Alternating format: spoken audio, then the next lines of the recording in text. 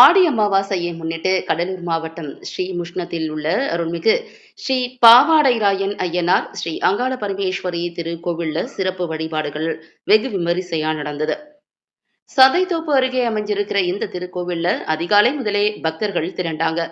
அம்மனுக்கு தேன், தினை மற்றும் பால் உள்ளிட்ட பொருட்களால் சிறப்பு அபிஷேகம் நடந்தது. அபிஷேகத்தை தொடர்ந்து ஸ்ரீ அங்காள பரமேஸ்வரிக்கு பட்டாடை அணிவிச்சு சிறப்பு அலங்காரம் செய்யப்பட்டது. இதுல ஏராளமான பக்தர்கள் கலந்துகிட்டு அம்மனை பயபக்தியோட வணங்குனாங்க. இதனைத் தொடர்ந்து சுமார் 3 மணி நேரம் சிறப்பு யாகம் நடந்தது. வேத மந்திரங்கள் முழங்க நடந்த இந்த யாகத்துல பக்தர்கள் பக்தியோட கலந்துகிட்டாங்க. யாகத்தின் போது சில பக்தர்கள் பக்தி பரவசத்துல ஆடினாங்க. சாமியாட்டம் நடந்ததா பக்தர்கள் தெரிவிச்ச நிலையில கோவில் வளாகமே பக்தி முழக்கங்களால அதிர்ந்தது. மேலும் கோமாதா பூஜையுமே நடந்தது. ஆடி அமாவாசை நாள்ல நடந்த இந்த சிறப்பு வழிபாடுகள்ல பக்தர்கள் பங்கேற்ற அம்மனின் அருளை பெற்றாங்க.